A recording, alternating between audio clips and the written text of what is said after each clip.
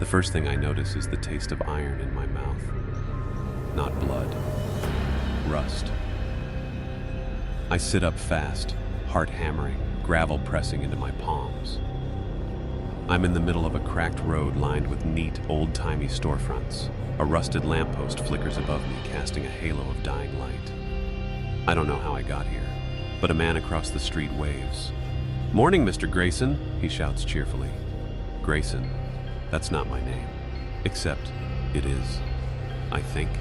A woman pushing a stroller passes me with a warm smile. "Welcome back, Thomas." More people nod and greet me. A kid on a bicycle skids to a stop. "You're the guy from the fire, right? You came back." The fire? I stand, dizzy. My legs feel like they belong to someone else. There's a bulletin board on the corner, flyers and missing posters. One catches my eye. It's a photograph. My face. Underneath, missing, Thomas Grayson. Last seen, May 7th, 2023. The date below says it's July 22nd, 2025. My pulse quickens. I spin, looking for cameras, someone filming a prank. Nothing. Only smiles and waves. Too many smiles. Someone touches my shoulder. An old man with cloudy eyes. "You don't remember, do you?" he whispers. I shake my head. "Where am I?" He leans close. "You're home, Thomas. But the town, it never forgets." A bell tolls in the distance. Suddenly, no one's smiling. And I have the terrible feeling I've been here before. Maybe too many times. The sound echoes through the streets. Deep, hollow, and ancient. A single chime from a clock tower I hadn't noticed before. I follow the noise through narrow brick alleys and quaint shops that feel staged, like props on a film set. Everything's too clean, too perfect. Even the leaves on the ground look deliberately placed. The clock tower rises at the center of town like a spine of stone and rust. It shouldn't feel threatening, but it does. The spire is cracked, the clock face. C stuck at 3:07. A man in a blue apron sweeps his storefront nearby. He sees me staring and calls out, "It hasn't worked since the fire, remember?" That word again. Fire. I walk toward him, trying to seem casual. "What fire?" He chuckles but doesn't look at me. "Your fire." A pause. "Mine." He finally meets my eyes and the amusement drains from his face. "You really don't remember, do you?" His voice drops. "They said this might happen." "Who?" He opens his mouth to answer, then flinches, glancing at the tower. He picks up his broom and mutters, "You shouldn't be out here alone." I take a step forward. "Please tell me what's going on." But he backs away, disappearing into his shop and locking the door behind him. The street is empty again. I feel watched. When I look back at the tower, there's a figure standing behind the cracked clock face, silhouetted against the dead glass. It's not moving, just watching me. Something shifts in my stomach, a sick, wrong gravity. I blink. The figure is gone. But the hands on the clock, they're no longer stuck. They've moved to 3:08, and I feel like something has just woken up. I walk the town's curved streets, trying to get my bearings. Every corner reveals something familiar, but I know I've never been here before. Still, my legs move like they remember. Children play hopscotch in the distance. They stop when I pass. One of them whispers, "That's him," and the others scatter. I don't know what I'm supposed to be running from, or toward. Then I see it, a white house with green shutters at the edge of town, nestled beneath a row of weeping willows. A mailbox sits crooked at the curb, and stamped across it in brass letters, "T. Grayson." My breath catches. I don't know how I know, but that's my house. I push the gate open. It creaks like it hasn't moved in years. The yard is overgrown, the grass reaching mid-calf. A rusted tricycle lies on its side near the porch. A cold breeze brushes past me as I approach the door. I hesitate, then turn the knob. It's unlocked. The smell hits me instantly. Not rot, something sweeter, like burnt sugar and old wood. The air is thick with dust and something else I can't name. Inside, the house is furnished, lived in. Family photos line the hallway. I pause in front of one. A man smiling with a woman and a little boy. The man is me. But I don't recognize the woman or the child. My head throbs, a sharp stabbing pressure behind my eyes.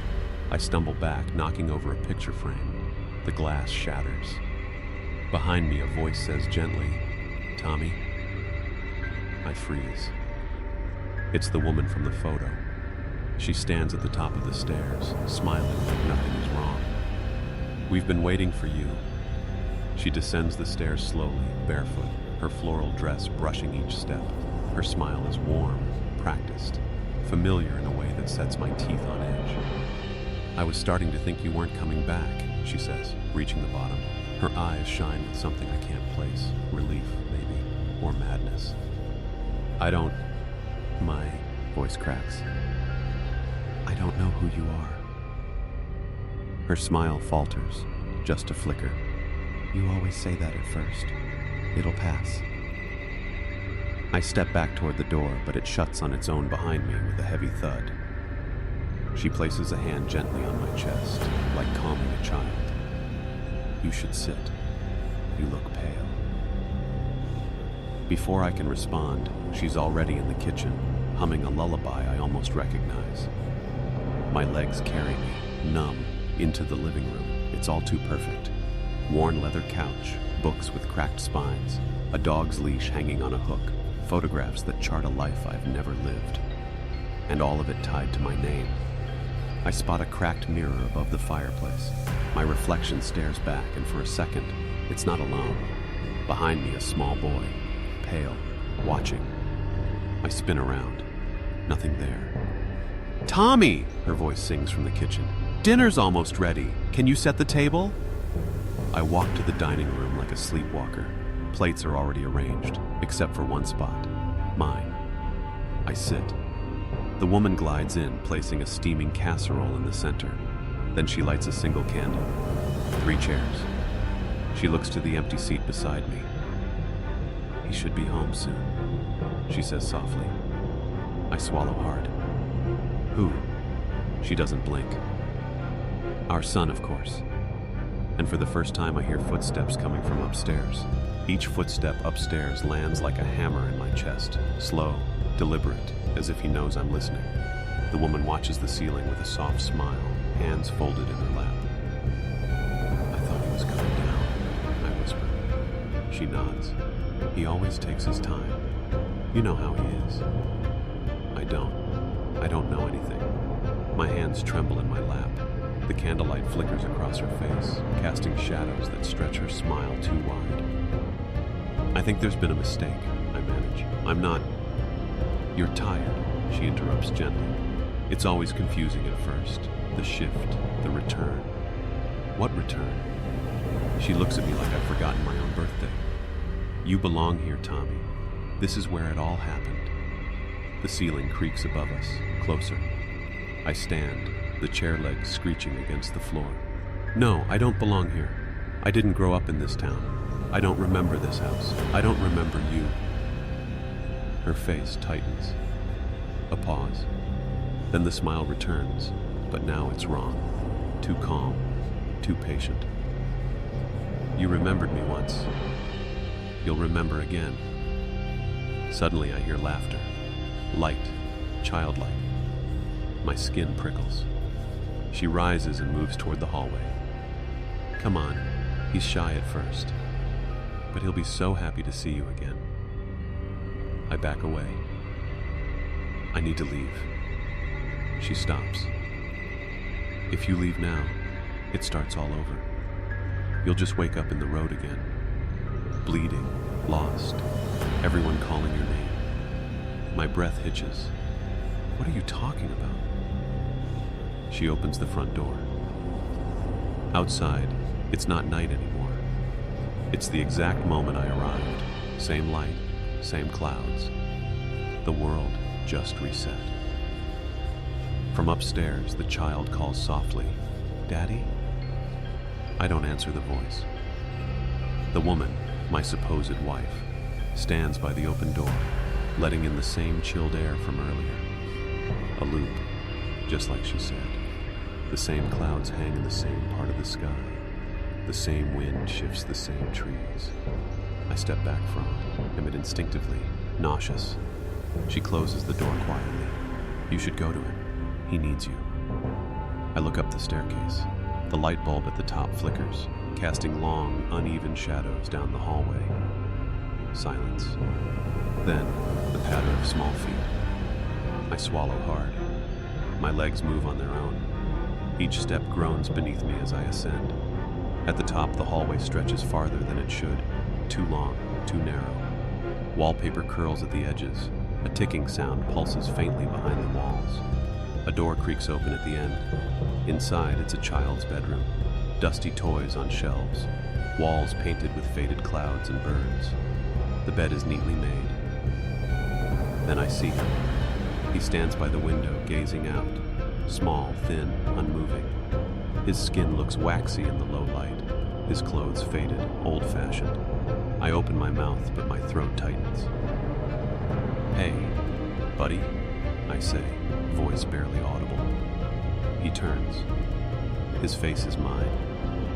A younger version, maybe 6 or 7 years old. His eyes are glassy, wrong somehow, ancient. You came back, he says. His voice doesn't match his body, deeper, colder, like it's been echoing for a long time. I step back. What is this? Who are you? He tilts his head. I'm what's left of me. Behind me, floorboards creak. The woman is there now, watching. You always forget, she says softly. That's the deal. The boy smiles. But we always remember.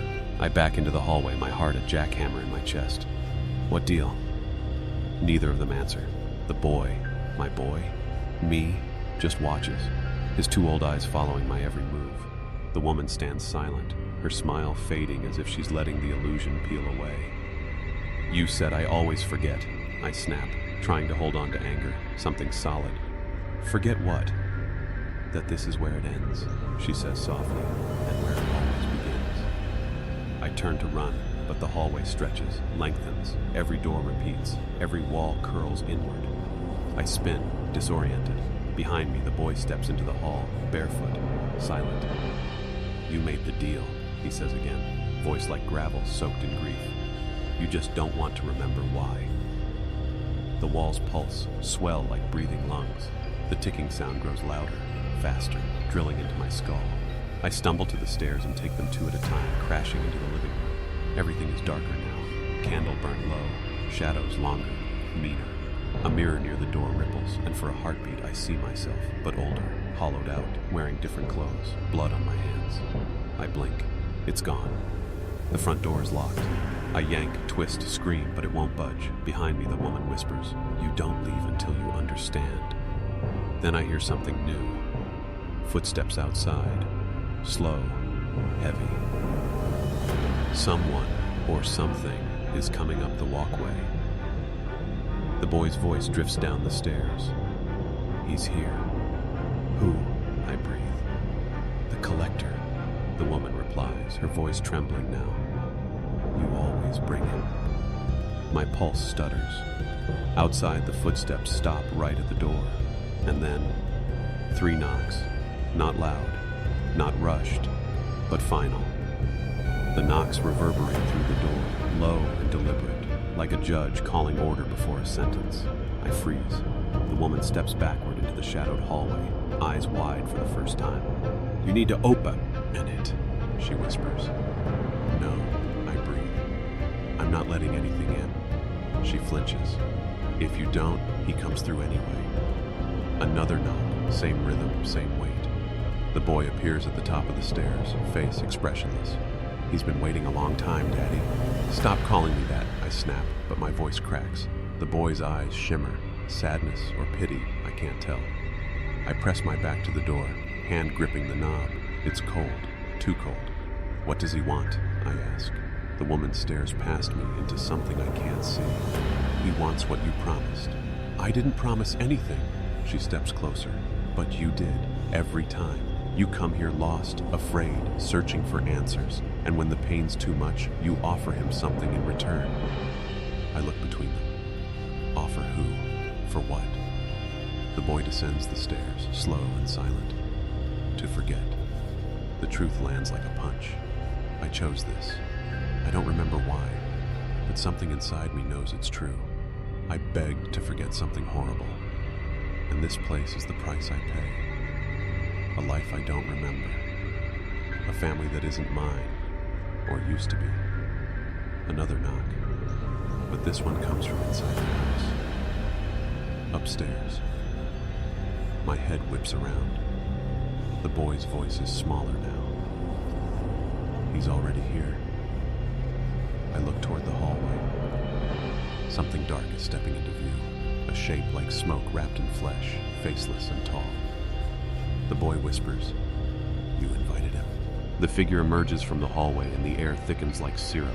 My lungs tighten, lights dim without flickering, like they're being swallowed. The creature is tall, impossibly thin, its limbs too long, bending the wrong way as it moves. Its face, or lack of one, is a slick surface, black and reflective, like oil on glass. No eyes, but I feel it watching me. The woman backs away, trembling now. He always comes when you're close, when you start to remember. The boy stands calmly, small hands folded. This is the part where you scream. I don't want to give them that, but I do. A raw, involuntary sound tears from my throat as the thing glides toward me, soundless, no footsteps, just presence. I stumble backward, hand groping for anything. Lamp, vase, something to fight with. "Stop!" I yell. "I didn't mean to come here. I didn't ask for this." The creature halts, just a breath away, and then its chest splits open, not with blood, but memories. Images pour out like smoke. A car crash, a woman screaming, flames licking a child's bedroom door, my name shouted in horror, my own voice begging, "Please, I don't want to remember." I fall to my knees. The boy walks over and kneels beside me. "You traded truth for peace, but it never lasts. It always comes back." I shake my head. That wasn't me. I didn't, but I see it now. It was me. I remember the fire. I remember who I couldn't save, and why I came here. The collector kneels, towering above me, and reaches out with a hand that isn't flesh. Black mist coils around my chest. "You can forget again," the boy whispers. "But what will you give this time?" The collector's hand hovers above my chest, its shadow a living thing, pulsing, reaching. The boy's voice echoes in my head. "What will you give this time?" I want to scream nothing, but the truth curls in my throat like smoke. I've given something big before. Pieces of myself. Names, faces, emotions. Every visit has stripped me further until I barely recognize what's left. "What did I give last time?" I whisper. The woman answers from behind me, voice hollow. "Your guilt." My heart stutters. Then why does it still burn? Because the fire took more than guilt. I stand slowly, body trembling, facing the boy. "You're not just a memory, are you?" He nods once. "I'm the part you never let go." The collector's hand retracts, hovering, waiting. "What happens if I refuse?" I ask. The woman sighs, weary. "Then you wake again. Same street, same smiles, same ending, a loop of your own making." I look toward the door. It creaks open again. Same scene. The broken lamppost, the curved road, reset. I close my eyes. I remember now. The house, the gas line, the explosion, my wife, my son, my fault. I fall to my knees again, this time not in fear, but grief. "Take it," I whisper. "Take what's left." The collector's shadow slithers into my chest, and for a moment it feels like drowning in cold ash. Then, silence. The house brightens. Sunlight filters in. The woman is gone. The boy too. The hallway, normal length. The ticking stops. I'm alone. A note rests on the table, my handwriting. "You asked for peace.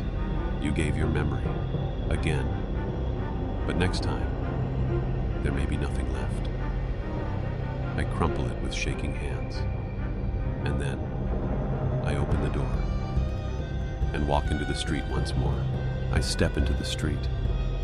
Again, the same crooked lamppost, the same perfect sunlight.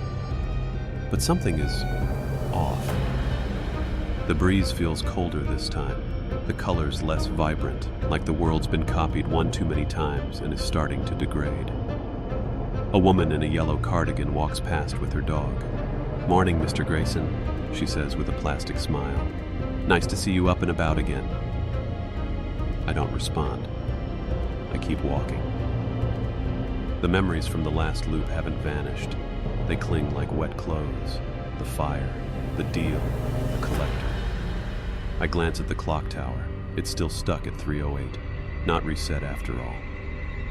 I turn the corner toward the house with my name on the mailbox, but freeze. Someone's already standing on the porch. A man. Young, confused, blood on his shirt, just like I had when I first woke up. He turns as if sensing me. We lock eyes. He looks exactly like me. Not similar, identical. Same face, same height, same stare. My heart drops into my stomach. What is this? He takes a step forward. "Hey, do you know where I am?" The words hit me like a slap. I know that line. I said that line. I stumble backward. This isn't a reset. It's a duplication. I watch, helpless, as the woman, my wife, opens the door for him. She smiles the same way she did for me. He follows her inside, just like I did. I turn and run. Past the shops, past the children, toward the woods on the edge of town. Something's wrong, more wrong than before. Because if he's me, then who am I now? And how many other versions of me are trapped in this place? The town fades behind me as I plunge into the woods. Twisted trees lean overhead, their bare branches clawing at the sky like desperate fingers. Dry leaves crunch beneath my feet, but the sound feels muffled, distant, like I'm running underwater. I need answers, not loops, not copies, just truth. The air grows colder with each step. No birds, no insects, just the wind whistling like a voice trying to form words. 30 minutes pass, maybe more. The woods never thin. I stop to catch my breath and realize something's wrong. The trees are too symmetrical, every trunk spaced perfectly apart, every bend mirrored on the opposite side. This place isn't real. It's a container, a cage. I spin around trying to retrace my steps, but the path is gone. No footprints, no broken twigs, just more forest. And then, I see someone watching me. A figure in the distance standing between two trees. Same height, same build, wearing the same shirt I am. I shout, "Who are you?" He doesn't answer. He just turns and walks deeper into the woods. I follow. Branches whip against my face as I chase him, lungs burning. He moves fast but never runs, always just out of reach. I finally burst into a clearing and stop dead. There are 7 of them, 7 versions of me, standing in a perfect circle, all staring at me. Blank expressions, pale faces, all silent. One steps forward and speaks with my voice. "You don't belong here anymore." Another adds, "You've broken the cycle." I back away, trembling. What is this place? They answer together, in one voice that chills my bones. "It's your punishment, and it remembers everyone you tried to forget." The clearing feels suffocating. The air is thick, heavy with static. The 7 versions of me stand still, their eyes locked on mine. No anger, no malice, just disappointment. One of them steps closer. His face is older, lined with pain I haven't felt yet. His voice is hoarse. "You don't remember us, but we remember you." I shake my head. "What do you mean, us? You're copies." Another version speaks, this one younger, barely in his 20s. "We're not copies, we're remnants, versions left behind every time you chose to forget." The words land like stones in my gut. "I didn't choose this," I say, but my voice lacks conviction. "You did. they say together. Again and again. They close in, surrounding me. I feel like prey. You offered pieces of yourself to the collector, the older one continues. Your pain, your guilt, your memories, and when they were taken, we were left behind to hold what you couldn't. A cold realization hits me. I haven't been resetting. I've been splitting. Each time I made the deal, a part of me was severed and trapped here, conscious, aware, forgotten. I collapsed to my knees. I didn't know. I didn't understand what I was doing. You did, the youngest says. You just didn't care, not until now. The trees tremble around us, and the wind howls, high-pitched, almost shrieking. A new figure steps into the clearing. Not me. Something taller, darker. The collector. The remnants step back, their heads bowed. He's here to claim what's left, one says. My breath catches. There's nothing left to give. The collector raises a hand, and for the first time, I feel the weight of every life I abandoned. The collector stands at the edge of the clearing, tall, silent, endless. Shadows slither from beneath its feet like living roots, curling across the ground toward me. I try to move, but I can't. My limbs are heavy, my breath shut. Or, like gravity itself, is forcing me to kneel. You've broken the rhythm, the older version of me whispers, stepping back into the circle. You've seen too much, remembered too much. What happens now? I rasp. The youngest version looks at me with something like pity. He comes to take it all. Not just the pain, not just the guilt. Everything. The collector steps closer. The clearing grows darker with each footfall. My vision dims at the edges. Then, flashes. Images explode in my mind like shattered glass. The smell of burning insulation. A child's scream behind a locked door. My wife banging on a window. The fire swallowing everything. I see myself outside. Watching. Frozen. Afraid. Too late. Too selfish. I scream, raw and broken, as the truth pierces through every layer I buried. The collector places a hand over my heart. A terrible cold seeps in, not like ice, but like absence, the sensation of being hollowed out. But something inside me resists, a flicker, a voice, faint, familiar. You still have a choice. I look up. One version of me, one I hadn't noticed, steps into the circle. He looks stronger, clearer, his eyes full of sorrow, but also will. He kneels beside me and touches my shoulder. You can stop forgetting, he says softly. You can end this. The collector pauses, waiting. I realize now, this is my last chance. Not to run, but to remember, to carry it, to atone. I breathe in, shaky, terrified, and whisper, I choose to remember. The shadows recoil at my words, twitching like snakes burned by light. The collector doesn't retreat, but it hesitates. For the first time, I see it shift slightly, as if uncertain. I choose to remember, I repeat, louder this time. The remnants around me exchange glances.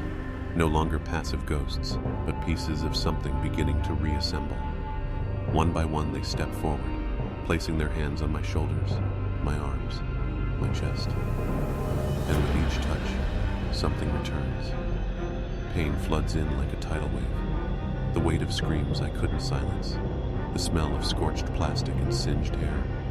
The crackling heat of the fire. My son's voice, calling my name. My wife's last words, lost in smoke. Tears burn down my cheeks as every buried moment crashes into me. The versions of me, my forgotten selves, begin to fade, not vanish, but dissolve into me. One by one, I feel them sink into my bones. Their memories become mine. Their grief, their guilt, their truth.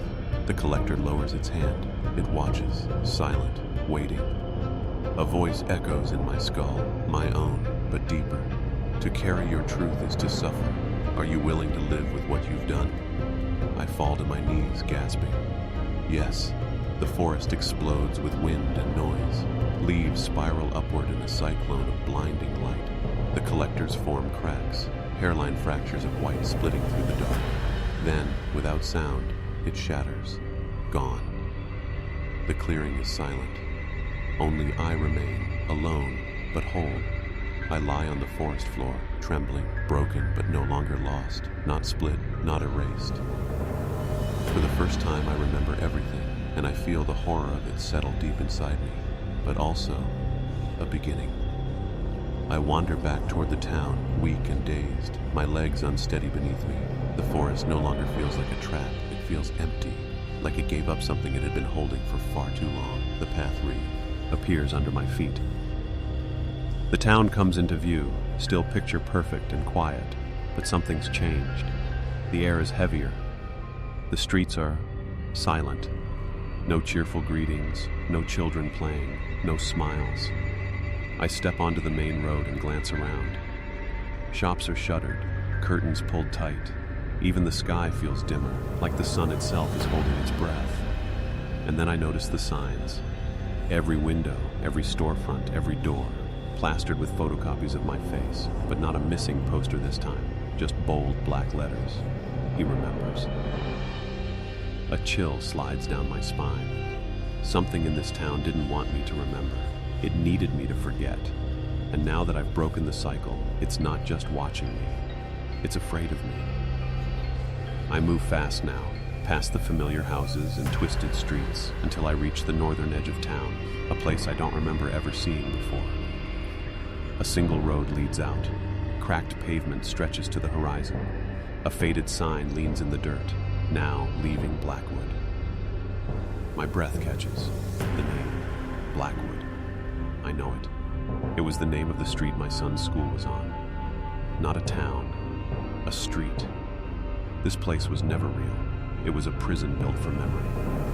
I step toward the road, heart pounding.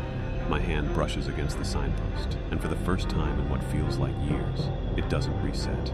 The sky shifts, the wind stirs, and the town lets me go. The road out of Blackwood is dead quiet. No birds, no breeze, just the crunch of gravel under my shoes and the distant hum of something I can't place, like a memory trying to speak. Each step feels heavier the farther I go. I glance back once. The town still stands, small and neat like a postcard, but it looks thinner, as if the edges are fraying, blurring. It was never meant to be left behind. Miles pass. The forest thins into rolling hills and long-forgotten farmland, rusted fences, empty barns, faded signs for places I've never been. But that feels somehow familiar. A diner called June's, a boarded gas station named Barrow Sons. The humming grows louder. It's not mechanical. It's alive. My mind aches as I walk. Faces flash in my vision, people I never met, but now know. Their laughter, their pain, their deaths. All of them fragments of me, or lives I once lived. I can't tell which. The road bends, and there it is. A house, white, 2 stories. The paint peeling, the porch sagging. A swing sways gently in the breeze that wasn't there moments ago. My chest tightens. I know this house. It's where it happened. The fire, the screaming, the loss. The door is ajar. I climb the creaking steps and push it open. The air is thick with smoke, phantom smoke, the kind that clings to trauma. Inside, the furniture is scorched, the walls blackened, but it's not burned down. It's frozen in time, waiting for me. Something stands in the hallway, a silhouette, small, a child. He turns his head slowly. You came back. My throat clenches. Ethan. His eyes glow faintly. Are you ready this time? I don't know what to say, but I step inside. The door slams shut behind me. I flinch, spinning around, but no one's there. Just the heavy quiet of the burned-out house wrapping around me like a wet blanket. The floor groans beneath my feet. Ethan stands at the end of the hallway, his outline flickering, half boy, half shadow. I take a shaky step forward. Ethan, is it really you? He tilts his head, not smiling, not moving. You left me. My chest tightens. I didn't. I couldn't save you. The fire. You chose to forget. His words land like knives. My knees go weak. He steps forward, bare feet silent on the blackened wood. The hallway stretches unnaturally long behind him, shadows flickering like they're alive, breathing, watching. I called out to you, he whispers. I screamed your name while the walls burned. I feel it now, the heat, the smoke choking my lungs, the sound of the fire devouring everything I loved. I remember running out, alone. I didn't mean to leave you, I say. You thought forgetting would fix it. Tears sting my eyes. I couldn't live with what I did. He looks down at his small hands, blackened fingers curling. So you buried me in a dream. Built a perfect town to hide in. Over and over. The truth crashes into me like a tidal wave. Blackwood wasn't a trap. It was my escape, a loop, a lie, a purgatory I created to avoid this moment. But now I'm here, and Ethan is staring at me with eyes that shine like embers. If you want to leave, he says softly, you have to face it, all of it. He reaches out. Come see what you did. And I take his hand. Ethan's hand is ice. Not cold like winter. Cold like absence. Like something that once held warmth but has long since forgotten it. The moment our fingers touch, the hallway buckles. Walls peel back. Ceiling cracks like thunder. The house groans, and we fall. Not down, but through. We plunge into darkness, then emerge in heat, screaming heat. We're standing in the past. My past. The house is whole now, untouched by flame. The wallpaper is faded but intact. Toys are scattered across the living room. Somewhere a record player hums a lullaby warped by time. I know what comes next. No, I whisper. Please. But Ethan only stares ahead. A younger version of me, maybe 7 or 8 years ago, is arguing with someone in the kitchen. My wife. Her voice is sharp, pleading. I told you the stove's acting up. You're overreacting, I hear myself say. Just keep an eye on it. Then the snap of anger. A slammed door. Silence. Then the smell. Smoke curling under the doorframe. The fire starts in the kitchen. Grease. Too fast, too hot. The flame jumps to curtains, spreads like a living thing. I see myself rushing in too late, panicked, useless. My wife grabs Ethan. I scream for them to go, but the beam collapses. She's trapped. I pull Ethan from her arms. She begs me to go back. I don't. I run, and I never look back. Ethan turns to me, older now than he ever was alive. You saved me, but left her. The guilt surges like acid. I didn't mean to. You built Blackwood to forget, he says. The fire consumes the house again, but I don't look away.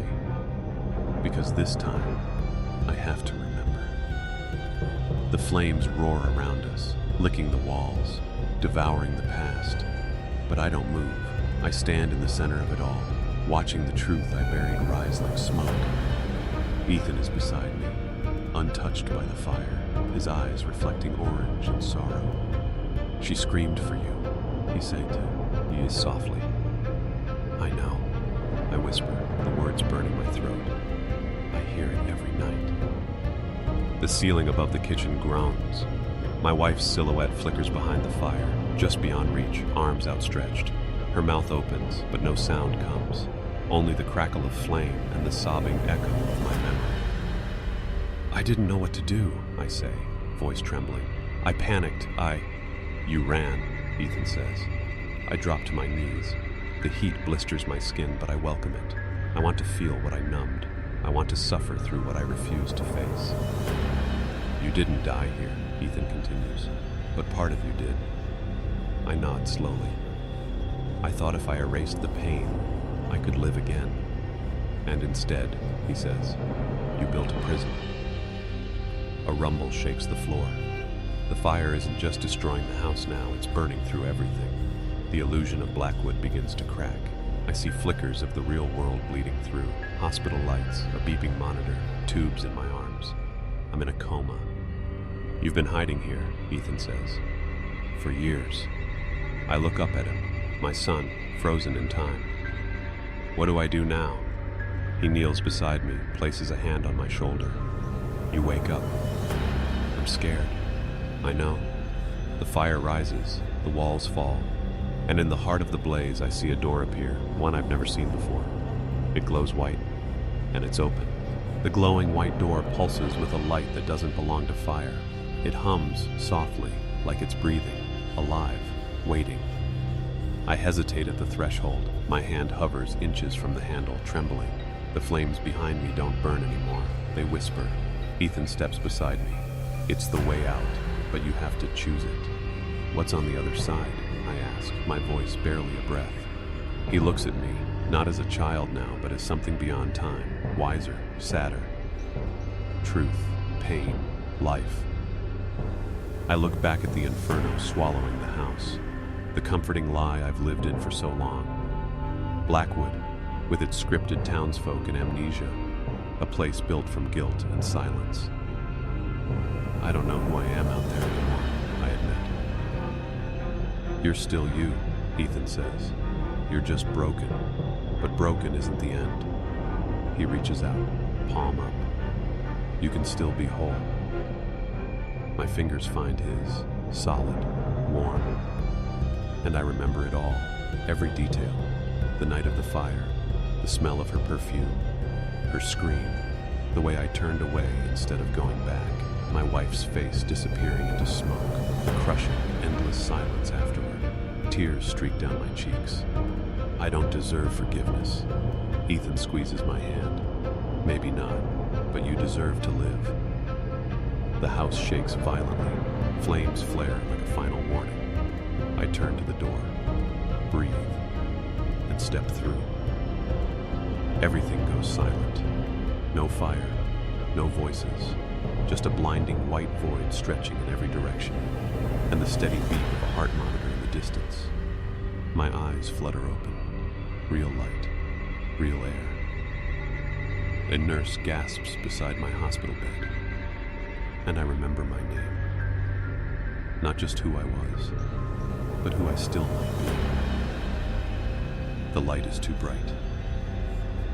My throat feels like sandpaper. My muscles ache like they've rusted in place. Tubes run from my arms. Machines blink and beep in quiet rhythm. The sterile scent of antiseptic fills my nose. See, sharp and foreign. I blink slowly, trying to process the world around me. A nurse rushes out of the room. Moments later, a doctor enters with 2 nurses and a clipboard pressed to his chest like a shield. "You're awake," he says, cautious but relieved. "Can you hear me?" I nod slightly, though it feels like lifting stone. "You've been in a coma. 3 years." His words feel like a slap. I can't speak. My lips try to form questions, but nothing comes out. "Do you know your name?" A pause. Then, "Yes." It feels unfamiliar on my tongue. Heavy, real.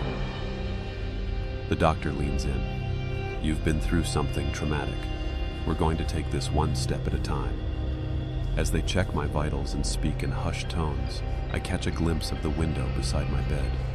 The world beyond it is alive. Gray skies, distant traffic, a woman walking a dog. So normal it hurts. But inside me, something's different. Blackwood still lingers at the edge of my mind. I can still hear Ethan's voice, soft and steady. "You can still be whole." I'm not sure I believe it. Not yet. But as my fingers curl weakly around the blanket, I know this. I'm not going back. Not to the illusion. Not to hiding. I'm awake now, and I'm going to face the wreckage I left behind, starting with her grave. And the sun I'll never hold again.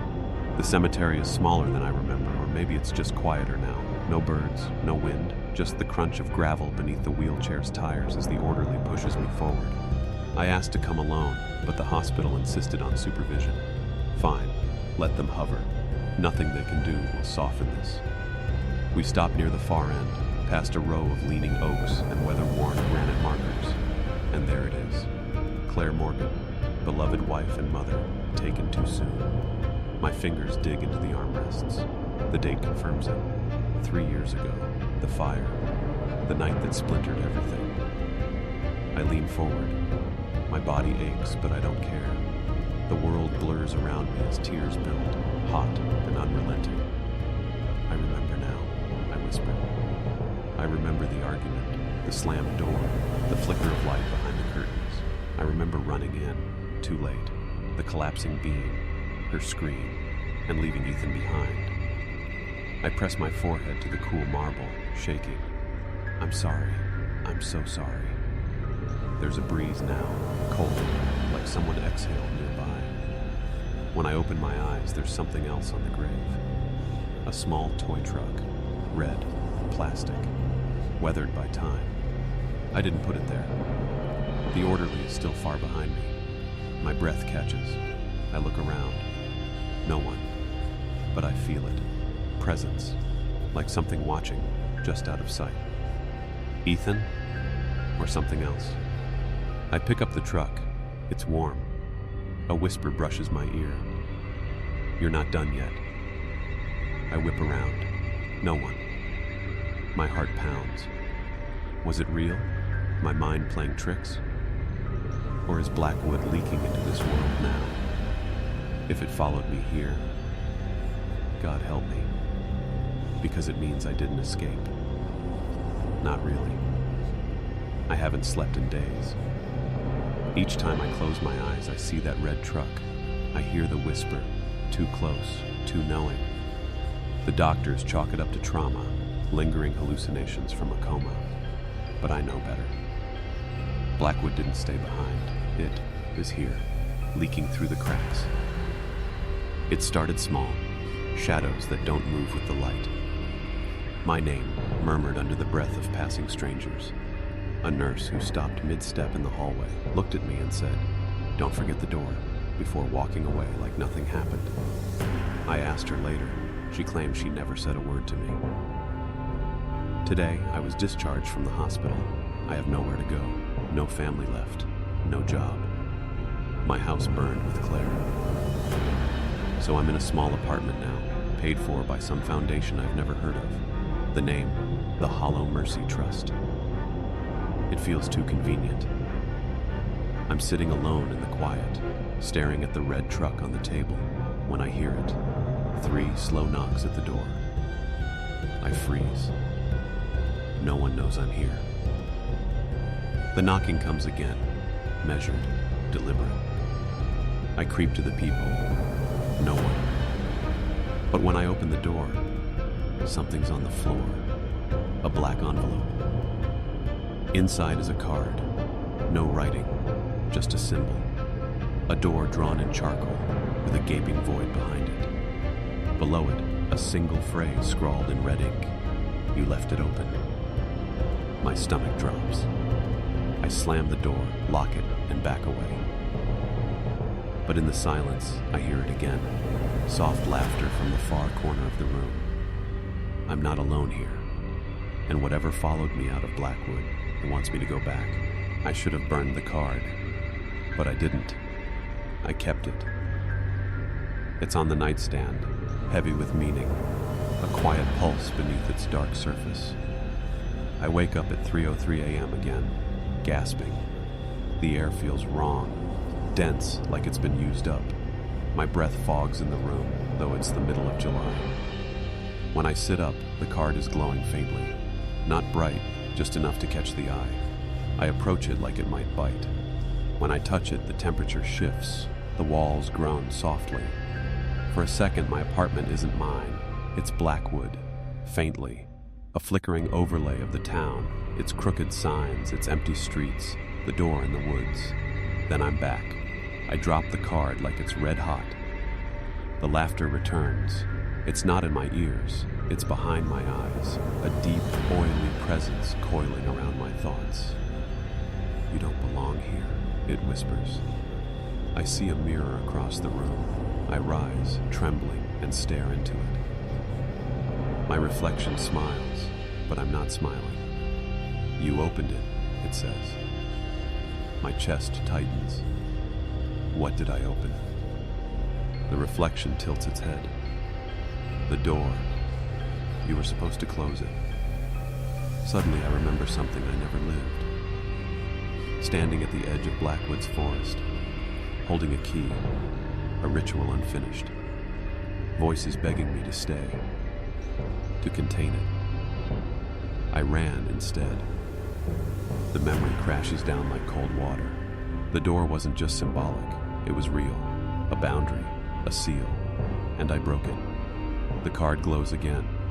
Beneath the symbol, new words now appear. "Come fix what you abandoned." I look back at the mirror. This time my reflection mouths something silently. "Or we'll come for you." I stood at the forest's edge, the card burning in my pocket like a brand. The trees loomed ahead just as I remembered. Black silhouettes against a colorless sky, unnaturally still, as if holding their breath. Behind me, the world buzzed with modern life. Streetlights, passing cars, the hum of distant engines. In front of me, silence. A silence so complete it felt like pressure on my skull. The moment I stepped into the woods, everything changed. No sound. No wind. Even my footsteps barely made a crunch. Each tree looked identical to the next. Their bark peeled in long strips like rotting skin. Every path looked wrong, twisted, designed to disorient. The further I went, the more my head spun, like the forest itself was folding in on me. The air was thick with the coppery stench of blood. I tried not to breathe too deep. And then I saw it.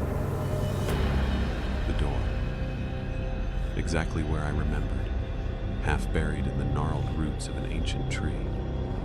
It looked older now. The wood splintered. The iron bands rusted. Symbols carved across the surface glowed faintly red. They pulsed in rhythm with my heartbeat. The card in my pocket grew hot. I pulled it out. It was now a key, heavy, obsidian black, with jagged, unnatural teeth. Something stirred behind the door. I could hear it. Scratching, breathing, a wet, heavy groan, like lungs awakening after centuries of sleep. I turned to leave, but the path behind me was gone. Only trees, endless, tight-packed trees. The forest had closed in, and the door groaned again, low, hungry. I clutched the key, trembling, and realized I had two choices: open it or die out here with it. I stepped forward. The key slid into the lock and turned. The door creaked open with a sound like bone grinding against stone. It echoed through the forest, but nothing answered. Not a bird, not a breeze, just silence. And then, the smell. Rot, mold, something older, deeper, like earth soaked in blood and time. Beyond the threshold was a tunnel, low, arched, carved from rough stone. The walls pulsed with faint red veins that throbbed like arteries. The key vanished from my hand the moment I stepped inside, dissolving into smoke. I reached back. Nothing. The door was gone. Just stone. The tunnel narrowed. Breathing became harder. The air buzzed with invisible flies, and the light flickered like it couldn't decide whether to stay or flee. Every few steps, I saw carvings, faces stretched in agony, eyes gouged, mouths stitched shut. They whispered, but not with sound. The words crawled into my head like worms. "Welcome back, Nicholas." I moved faster. The air turned warm and wet, like the inside of a mouth. My shirt clung to my back. I couldn't tell if it was sweat or if something else was seeping from the walls. I tried not to think about it. A shape appeared ahead, a figure standing still at the tunnel's end. It wasn't moving, but its chest rose and fell in steady rhythm. Human, but wrong. Too tall, limbs too thin. Its skin was a patchwork of old flesh and fresh scars. It knew me. Somehow, I knew it too. "You're early," it rasped, voice like dry leaves. I didn't answer. It stepped aside, revealing a staircase behind it. spiraling down into endless red glow. Your place is below. I hesitated, but something pulled me. I descended, every step echoing like a countdown, and the tunnel closed behind me. The staircase seemed to stretch forever, spiraling deeper into the earth. The walls dripped with black moisture, oozing down like ink from a wound. My footsteps echoed unnaturally, louder than they should have been, like so. Mion was mimicking them behind me, but every time I turned, there was nothing. The air grew thicker with each descent, heavy with a coppery tang that coated my tongue. My skin itched, my eyes watered. Somewhere below, a rhythmic thumping began, like a giant heart beating beneath the stone. Not mechanical, alive. I lost track of how long I'd been walking. Minutes? Hours? The stairs eventually opened into a vast chamber, an underground cathedral of bone and flesh. The walls were lined with rib-like arches, each one pulsing slightly, as though breathing. Red light glowed from cracks in the floor. I couldn't see the ceiling. It vanished into darkness far above. In the center stood a massive stone altar, slick with old blood. And lying on it was me. My body, but pale, lifeless, mouth stitched shut. Its chest rose and fell in shallow breaths. I staggered forward, drawn to it like a magnet. My fingers trembled as I reached out, brushing my own cold forehead. The stitched mouth twitched, then opened. A voice burst from it. Not mine, but the town's. Hundreds of voices speaking at once. "You belong here." I stumbled back. Figures emerged from the walls, dozens of them. Townsfolk, the barista, the old man from the porch, the woman in the yellow dress, all pale, all silent. Their eyes glowed red, hollow yet furious. They circled me. Behind me, the body sat up on the altar, staring at me with eyes that were mine, but full of malice. "You never left, Nicholas." And the lights went out. Darkness swallowed everything. I couldn't see the altar, the stitched body, or the crowd of glowing eyes, but I could hear them, their breathing, their murmurs, like 1,000 whispers crawling through my skull. Then, one by one, torches flared to life along the ribbed walls, casting flickering shadows that danced like phantoms. The townsfolk stepped closer, their faces clearer now, sickly pale, marked with black veins that pulsed beneath the skin. Each wore the same expression, recognition and hunger. My body, my double, descended from the altar. It moved jerkily, like a puppet learning to walk. Its stitched mouth had unraveled, lips curling in a grin too wide for a human face. "You tried to leave," it said in my voice, distorted and echoing. I backed away, but the townspeople closed in. "You don't understand," I said. "I'm not from here. I don't belong here." They laughed in unison. It was a hollow, unnatural sound, like wind rattling through skulls. "You were born here," the double said. "The Nicholas who left was only a shell, a decoy. You're the original. You're the heart of this place, and we are its memory." I shook my head, panicked. "That's not true. I have memories, a life, a job, parents." "False dreams," it said, tilting its head. "Gifts we gave to keep you docile. But you woke up, and now the town is hungry again." I turned, bolting toward the spiral staircase, but it was gone. In its place stood a solid wall of flesh, pulsating, closing in. Hands grabbed me from all sides, icy fingers wrapping around my arms, my throat, my chest. My double leaned in, whispering, "You're home now, forever." I screamed, and the wall swallowed me whole. There was no light, no air, just pressure. I couldn't tell if I was falling or floating, only that something was inside me, burrowing deeper with every breath I took. My thoughts felt like they were being peeled, apart, layer by layer, as if memory itself was being hollowed out. Then I heard the voices again, not outside, but within. "You are us. Let go." I tried to scream, but my mouth wouldn't move. My limbs didn't respond. I wasn't in control of anything anymore. Not my body, not my thoughts, not even the terror spreading through me like ice. Images flashed behind my closed eyes. Home, my apartment, the barista who always spelled my name wrong, the cheap motel I'd woken up in. Each image crumbled, disintegrating into ash. Something was rewriting me. And then I saw it. Not with eyes, but with something deeper, something ancient. The town wasn't a place. It was a being, a parasitic entity feeding off identity, memory, self. Everyone I'd seen, Mrs. Dunning, the sheriff, the children, none of them were real. They were vessels, shells, recycled personalities played over and over like cursed reels of film. They needed new ones. They needed me. I fought. I clawed against the tide pulling at my mind. Somewhere, in the center of the dark, I found a thread, a single unbroken memory. My name. Nicholas, I whispered. I'm Nicholas. The pressure recoiled. A shriek erupted around me, an anguished wail, like the town itself had been wounded. I opened my eyes. I was in the motel room again, drenched in sweat. My heart thundered in my ears. The sun was rising outside. Was it over? I sat up slowly. The mirror across from me showed my reflection smiling. I wasn't. My reflection continued to smile long after I'd stopped moving. It blinked slowly, deliberately, while I stared back, frozen. Then it raised its hand. I hadn't moved mine. A cold pulse of dread radiated through my chest. The figure in the mirror tilted its head, mocking me. Its smile widened unnaturally, stretching just a little too far. The eyes, my eyes, were wrong, too still, too bright. I stepped back. It stepped forward. No, I thought. That's not me anymore. The surface of the mirror began to ripple like water stirred by a breeze. A low hum filled the room, growing louder by the second, vibrating in my bones. My ears rang. My vision doubled. I stumbled into the dresser, knocking over the lamp. Darkness swallowed the room, but the mirror glowed faintly now.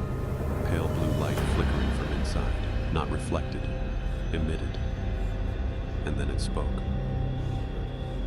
You're almost hollow, the reflection whispered, voice a mimicry of my own.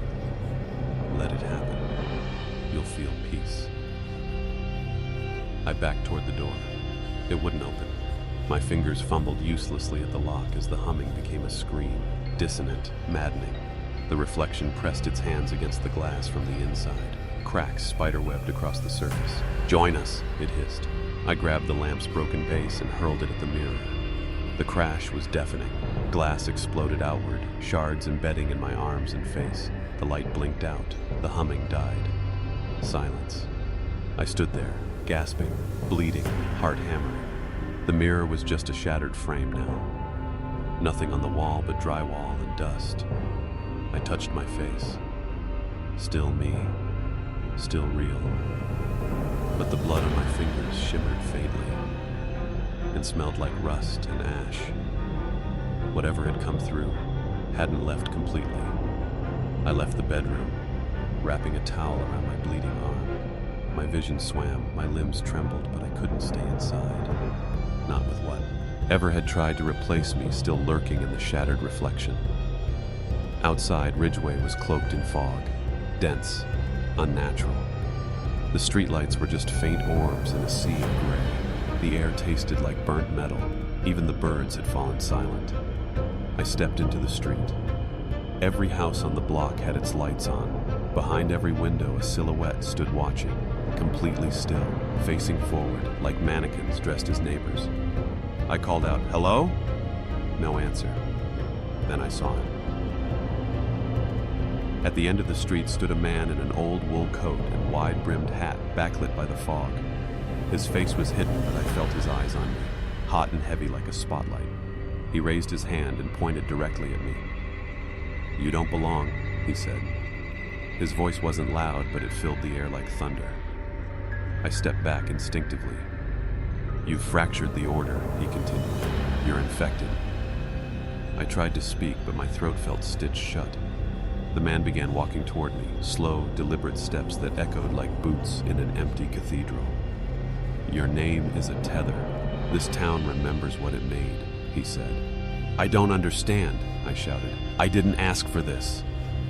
He stopped a few feet away, close enough for me to see his face, if he'd had one. It was a blur, skin like smoke, no eyes, no mouth. "You were always meant to return," he whispered. Then he vanished into the fog, as if the air swallowed him whole. Behind me, I heard my front door creak open on its own. The front door stood wide open behind me, swaying slightly in the windless air. I turned slowly, expecting someone or something to be standing there. But there was only silence. Still, I couldn't ignore the pull. Something deep inside urged me to step back into the house. Not curiosity, compulsion. Like my feet remembered a rhythm my mind didn't. The hallway was dark now, the lights inside flickering low, humming like they were trying to speak. As I passed the mirror, I didn't look. I couldn't. I was afraid I'd see someone else wearing my face again. Back in the living room, the television was on, but I never turned it on. Snowy static buzzed across the screen, and then, suddenly, a picture snapped into place. It was a child's birthday party. Backyard, balloons, laughter, a cake shaped like a pirate ship. I recognized the house. It was this one. The camera panned to a group of children gathered around the table. And there I was, sitting in the middle, wearing a blue crown, 5 years old. A voice from behind the camera called out, "Happy birthday, Elijah!" That name again. Elijah. Not mine. Or was it? The video froze. On screen, my child self turned to look directly into the lens. Eyes wide, smile faded. Then, he whispered something that bypassed the speakers and echoed directly inside my skull. "They renamed you to forget what you were." The screen went black. From behind me, I heard soft footsteps on the stairs, not heavy, childlike. Then a whisper, "He's waking up." I turned, heart hammering, and saw a little boy standing at the top of the staircase, identical to the one in the video. He pointed at me and smiled. "You're almost home." The boy vanished the second I blinked. I rushed upstairs, calling out, but there was nothing. Just the long hallway stretching in both directions, lined with doors I didn't recognize, despite knowing I'd walk. At these halls only hours ago. Except, maybe it wasn't ours. Maybe it wasn't this house. Maybe none of this had ever been real. The wallpaper was peeling now, revealing strange symbols etched into the plaster underneath. Circles and lines, ancient and angular, like they pulsed with memory. My hand hovered above one, drawn toward it like a magnet. When I touched it, my vision split. I saw flashes, other versions of me. One sobbing in a burning field. Another strapped to a hospital gurney, screaming as people in white coats forced a needle into his neck. And another, walking into this same town, welcomed like a long-lost son. All of them had the same face, mine. I staggered back, gasping. A door at the end of the hall creaked open. Inside was a room painted entirely black, walls, ceiling, floor. It absorbed light, swallowed it. I stepped inside. In the center stood a circle of chairs, 10 of them, all empty but one. A woman sat there, pale, eyes sunken. She wore a name tag, Dr. Myrna Lee. "I was the last to remember," she said quietly. "Before you." I opened my mouth to speak, but she raised a finger. "They take your name first," she said. "Then your memories, one by one, until you become part of the town." She stood slowly, eyes glassy. "You're not the first, Elijah. Just the first to make it this far." The room rumbled beneath our feet, and then she whispered, "But now they know you remember." The rumble grew louder, deeper, like the town itself was awakening. Dr. Lee grabbed my arm. "There's no more time," she said. "Once you remember everything, they'll try to consume you, just like they did the rest of us." "Who are they?" I asked, heart pounding. She turned toward the wall. "The town. It's alive. It feeds on identity, memories, names, purpose. It creates reflections of you. versions that lived and died here, and now it wants your original self. The walls cracked. A dark liquid began seeping from the floor, slick and reeking of rust and rot. Faces began to emerge in it, hundreds of them, screaming, crying, laughing madly. All of them. Me. "Run," she said, shoving me toward the door. "Don't let them take your name." But I stopped, because I suddenly knew the truth. I had been here before, long ago. This place wasn't unfamiliar. It was forgotten, a pocket of reality where people were erased, rewritten, reabsorbed. I turned to Dr. Lee. "You said they take the name first, right?" She nodded, shaking. I stepped back into the center of the room. "No," I whispered. "I take it back." I shouted my full name aloud, every syllable, every sound. The town screamed. The black walls splintered. The floor erupted into flame and faces shrieked, melting into smoke. The symbols burned away, undone, and I stood in the middle, refusing to forget. Dr. Lee collapsed, smiling faintly. And then, I opened my eyes. Back in bed, in my apartment.